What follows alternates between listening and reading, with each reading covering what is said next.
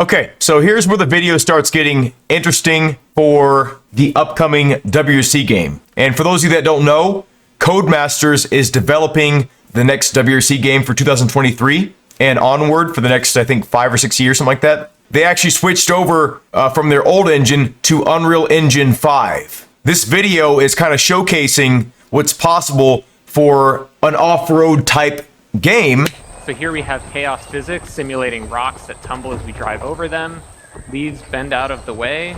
This specifically, rocks tumbling as you drive over them, is a big feature, and I hope they implement this in the upcoming WRC game. The reason why this would be important for rally games specifically is when you go over an unpaved surface, and when you're spinning tires really quick, it can knock out rocks. It can damage your car. It can make it to where the next person has to worry about that rock you flew out on the course in an inconvenient location. The environment is really important to rally games. You know, like the environment is constantly changing. When the actual surface itself is being degraded constantly to the point to where, you know, from one run to the next is completely different how the course feels. Let's say you set a good time.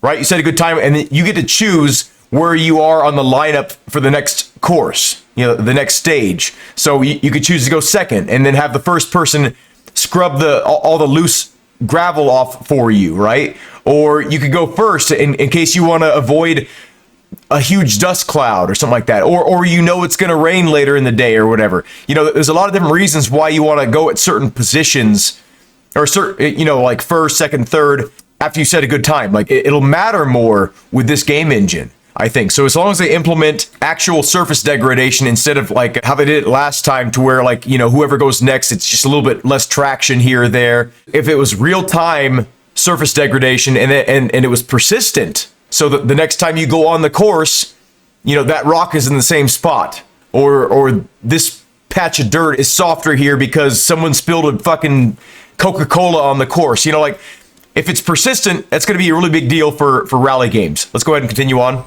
And we also added some real-time fluid simulation.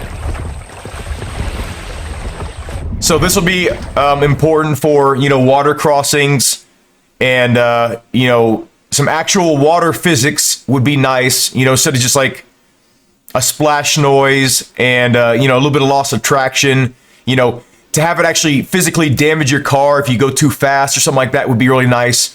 So this is another important feature, I think, that should be in the upcoming WRC game from Codemasters. Everything you see here, except for a small chunk of this, is procedurally generated.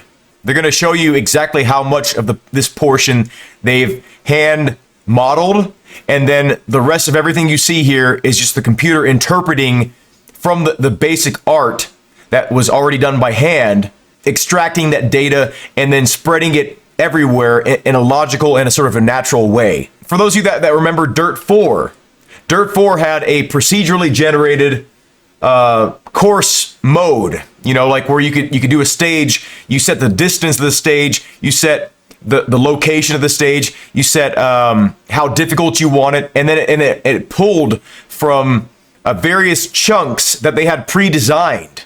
You got to the point where you learned every single independent chunk. Very quickly, you learned how to turn on this chunk, how long is this chunk, how far the straightaway is, because it was the same chunks being used over and over and over. Chunk. In this engine, it's literally an AI's expression, you know, or an extension of what you've done. It's less a pre-programmed thing and more the computer interpreting what you've done to spread it out further, you know, based on whatever parameters you choose. So, you know, all this lighting, all this foliage, these rocks, textures and things like that, the computer will decide that for you in this engine. So how cool of a tool would this be if we use this for a future rally game and made it to where, you know, you set up the parameters to where it's like a semi-flat road. You know, you don't want like crazy features like this for a rally game where you're going, you know, you're rock crawling. You know, that's not going to work out. But as long as you have it set to where it's pretty flat, and you have logical parameters set to where you could create a completely AI-driven stage, driven as in created, you know, made, we could literally have a rally game that will never run out of stages. An update could be geared more towards an artist making a single chunk that the computer can just interpret. Okay, these are the assets we're allowed to use on this upcoming stage, right? Like I can use these colors, I can use these textures, and then have that be spread out. You know, these types of buildings. I think that could be huge for a rally game. To never run out of stages. It'd be an extremely powerful tool. But the reason why I can see them withholding that from an upcoming WC game is because that would basically make it to where any future games are worthless to some people, right? Like, it's cool and all to have stages that are based on real life locations, but at the end of the day, if you love rally, if you love off-roading, your mind is geared towards like adventure, right? You want to see something new, something fresh. That's why we're going to new locations all the time in WC. Like, we're trying to find the next cool rally, right? Like, so once we get to the point to where we have no longer a need to latch on to the idea of, you know, only real life stages are good and worth something, you know, as long as the stage is fun and realistic to the point to where it could exist, you know, it could conceivably exist. Why not have it be procedurally generated? Why not just enjoy this AI's representation of the Earth? Why not, you know? So Jacob's going to go ahead and add a procedural assembly to the world. And the cool thing is that it How quick that was. Thank you.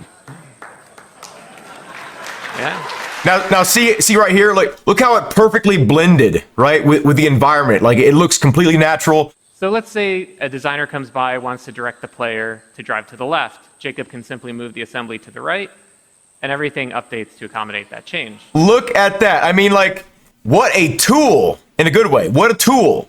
I can't tell you how big of a deal this is for future gaming, just in general. And, you know, they don't have to waste their time making a realistic looking background for a jungle or a forest or a desert. They can just make certain assets and then just tell this thing to just do its thing. And then they can spend the time tweaking the physics. They can spend the time making better textures, making better user interface, you know, making better online features, better multiplayer, focus more on the sounds of the game. Possibilities are endless, you know, what they can do with these tools. So I'm so glad Codemasters ended up ditching their old engine, which was not a bad engine, but it was an aging engine from what I know. And I'm so glad they moved on to Unreal Engine 5. Have a good day. Thank you all for watching, and I hope to see you in a future video.